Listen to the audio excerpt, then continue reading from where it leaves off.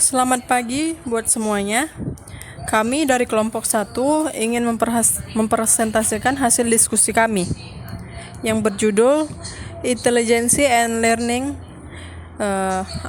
Anggotanya adalah saya sendiri sebagai moderator, Anne Caroline Pardusi, 1990-0037.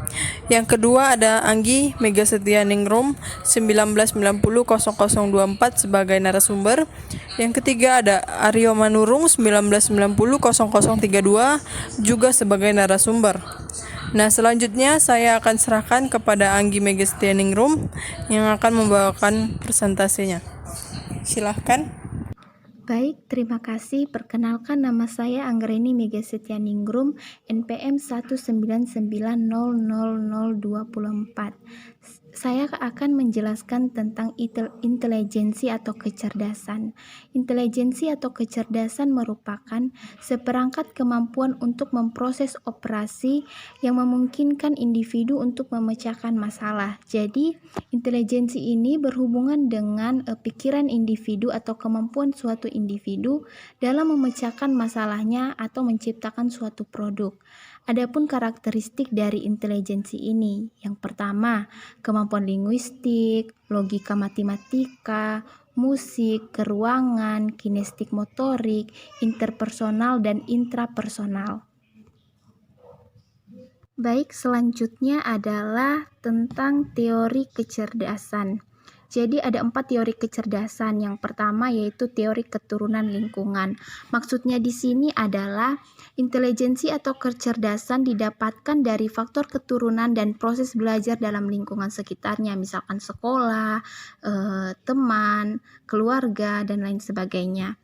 Dan yang kedua adalah teori epistemologis biologis dari Lewis dan Piaget. Jadi maksudnya di sini adalah pada tahun 1916 Lewis mendefinisikan kecerdasan sebagai kemampuan seseorang untuk berpikir secara abstrak.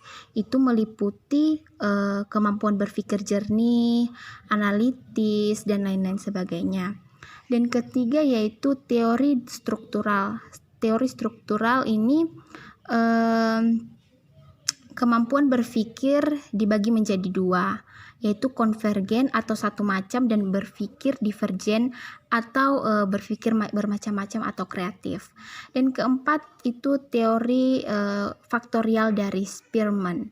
Jadi teori faktorial dari Spearman ini, jadi menurut Spearman ini intelijensi itu mengandung 2 macam faktor, yaitu yang pertama general ability atau faktor G, yang kedua special ability atau faktor S, dan teori Spearman juga dikenal dengan teori 2 faktor. Jadi menurut Spearman ini faktor G dan faktor S ada pada setiap individu tetapi berbeda satu sama lain. Faktor G didapatkan dalam semua performance tingkah laku yang membuahkan suatu hasil, khususnya tingkah laku yang dapat mengubah lingkungan dengan cara tertentu. Selanjutnya faktor S atau special ability merupakan faktor khusus yang bersifat khusus, yaitu mengenai suatu bidang. Jadi faktor S itu banyak, misalkan S1, S2, S3, dan sebagainya. Kalau pada diri sendiri faktor S dominan, maka pada diri orang tersebut akan menonjol dalam bidang tersebut. Terus Spearman juga membuat rumusan mengenai performance tersebut. Rumusnya itu P sama dengan G tambah S. P ini merupakan performance, G ini disebutkan sebagai general ability, dan S ini sebagai special ability. Baik, selanjutnya adalah klasifikasi kecerdasan. Yang pertama itu idiot, yang kedua ambisil atau bodoh, yang ketiga adalah debil atau lemah pikiran, keempat slow learner atau di bawah rata-rata, kelima normal, keenam rapid learner atau cerdas atau di atas rata-rata, dan ketujuh adalah gifted atau genius. Adapun metode tradisional oleh Binet dan Simon yaitu IQ sama dengan MA per CA kali 100. IQ ini merupakan intelligence quotient, MA sebagai mental age atau umur mental, dan CA merupakan chronological age atau umur sebenarnya. Baik, selanjutnya adalah peran sekolah dalam kecerdasan. Yang pertama, mengajarkan pengetahuan faktual. Yang kedua, mengajarkan keterampilan proses informasi seperti strategi mengingat, biasanya itu menghafal, kategorisasi biasanya untuk anak-anak sekolah biasanya itu kayak ini warna kuning disatukan sama warna kuning gitu. Terus yang ketiga yaitu mendorong sikap dan nilai memelihara dalam ujian secara sukses atau disebut dengan konsentrasi. Di sekolah itu kita diajarkan berkonsentrasi, memahami apa yang dikatakan oleh guru, seperti itu. Baik, selanjutnya adalah apa yang termasuk pembelajaran dan apa yang bukan. Jadi pembelajaran atau learning dapat didefinisikan sebagai pengaruh yang relatif permanen terhadap perilaku dan pengetahuan, serta keterampilan berpikir yang diperoleh melalui pengalaman. Jadi pembelajaran ini atau learning ini kita peroleh dari pengalaman kita, dari proses belajar kita, melalui pengalaman kita, dari lingkungan kita, sekolah, keluarga, dan lain sebagainya. Terus tidak semua apa yang kita dapatkan itu karena kita pelajari, ada beberapa yang merupakan pembawaan sejak lahir. Misalkan itu kepribadian atau sifat ya. Jadi misalkan saya orangnya cuek, dan cuek itu tidak saya pelajari dari lingkungan saya, tapi dari emang ini bawaan saya sejak lahir. Saya orangnya cuek atau pendiam, atau saya orangnya pemarah, itu mungkin dari sejak saya lahir, seperti itu. Dan belajar pun melibatkan perilaku akademik dan perilaku non-akademik. Terus pembelajaran ini kita dapatkan dari sekolah, dari pengalaman, dari lingkungan kita. Jadi kita semua belajar dari situ. Selanjutnya saya akan menjelaskan tentang pendekatan terhadap pembelajaran. Nah, di sini ada ilmu perilaku yaitu behaviorisme. Yaitu adalah pandangan bahwa perilaku harus dijelaskan oleh pengalaman-pengalaman yang kita lakukan, baik secara verbal maupun non-verbal yang dapat kita amati secara langsung. Misalnya, seorang anak membuat poster, seorang guru menjelaskan sesuatu kepada seorang anak, seorang siswa menjauhi siswa lainnya, dan yang lain-lainnya. Nah, di sini juga kita bisa baca ada proses mental.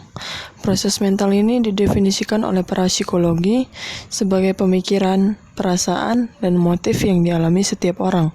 Tetapi di sini dia tidak dapat diamati oleh orang lain. Nah, selanjutnya ada pengondisian klasik atau classical conditioning dan pengondisian operan. Dalam kurung operan conditioning. Nah, di sini ada dua pandangan ilmu perilaku yang akan kita bahas dalam mengadopsi pendirian ini. Nah, kedua pandangan ini menekankan pembelajaran asosiatif yang terdiri dari pembelajaran bahwa dua kejadian yang saling berhubungan atau berasosiasi. Nah, contohnya di sini adalah pembelajaran asosiatif terjadi ketika seseorang siswa mengasosiasikan kejadian menyenangkan dengan pembelajaran atas sesuatu di sekolah.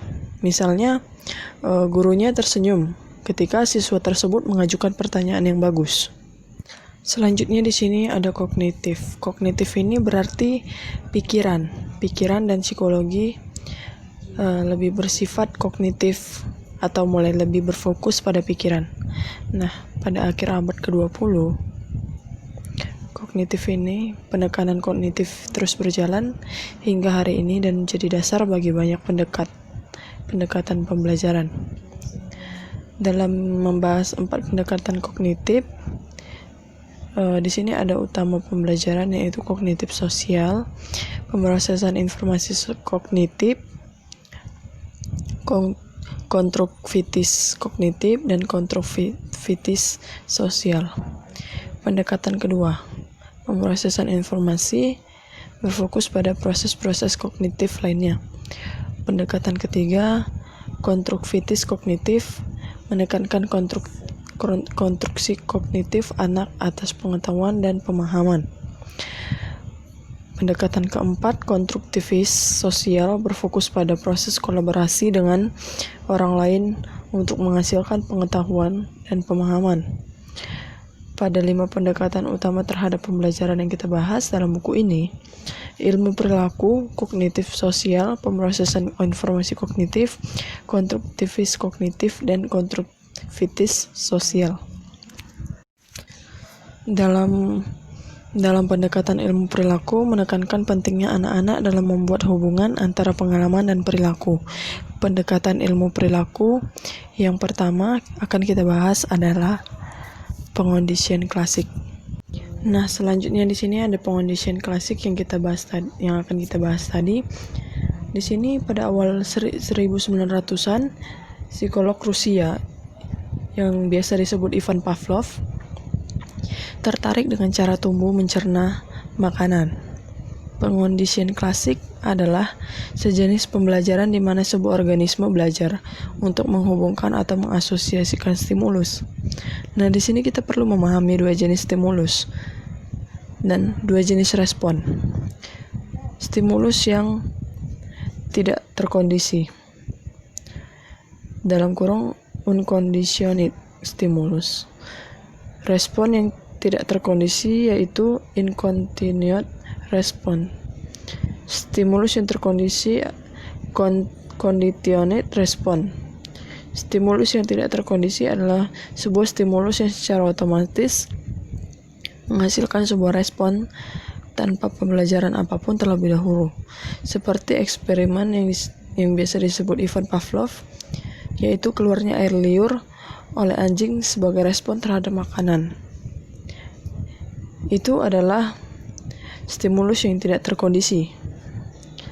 Stimulus yang terkondisi adalah stimulus yang sebelumnya bersifat netral yang akan mendatangkan sebuah respon yang terkondisi setelah diasosiasikan dengan stimulus yang tidak terkondisi. Nah, selanjutnya di sini ada generalisasi, diskriminasi, dan pelemahan. Generalisasi dalam pengondisian klasik melibatkan kecenderungan dari stimulus baru yang serupa dengan stimulus terkondisi asli untuk menghasilkan. Diskriminasi dalam pengondisian klasik terjadi ketika organisme merespon stimulus tertentu tetapi tidak terhadap yang lainnya untuk menghasilkan diskriminasi. Nah, yang selanjutnya adalah pelemahan.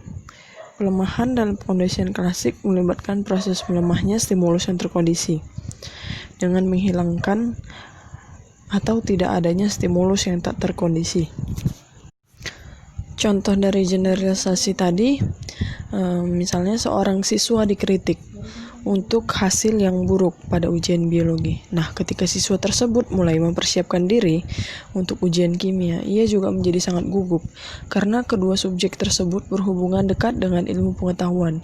Jadi, kegelisahan si siswa tersebut mengeneralisasikan dari melakukan ujian dalam satu subjek ke melakukan ujian dalam subjek lainnya. Contoh dari diskriminasi yang biasanya disebut Pavlov, memberikan makanan kepada anjing hanya setelah membunyikan bel, tidak setelah suara-suara yang lainnya atau suara bel. Setelah itu, anjing tersebut hanya merespon kepada bel. Nah, contoh dari pelemahan ini ada dalam satu sisi Pavlov membunyikan bel secara berulang-ulang, tetapi tidak memberikan makanan kepada si anjing tersebut. Akhirnya, si anjing tersebut berhenti mengeluarkan air liur pada saat bunyi bel berhenti. Systematic desensitization adalah metode yang didasarkan atas pengondisian klasik dengan cara mengurangi kecemasan, yakni membuat individu mengasosiasikan relaksasi mendalam dengan visualisasi dari situasi-situasi yang meningkatkan kecemasan. Nah, tujuan dari systematic desensitization ini adalah membuat siswa tersebut mengasosiasikan atau berbicara di depan umum dengan relaksasi. Desensitization ini melibatkan sejenis pengondisian yang berbalik.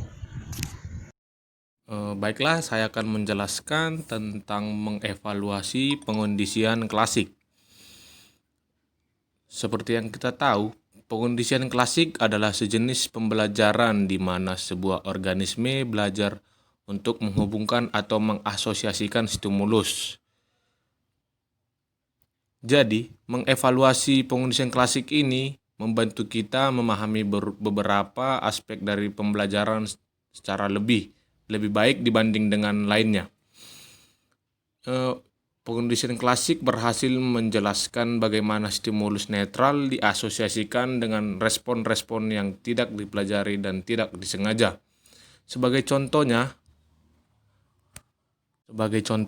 kita dapat melihat eksperimen oleh Ivan Pavlov mengenai proses produksi air liur pada anjing. Ia melihat bahwa anjing tersebut tidak hanya merespon berdasarkan kebutuhan biologis atau rasa lapar, tetapi juga sebagai hasil dari proses belajar yang kemudian disebut sebagai pengondisian klasik.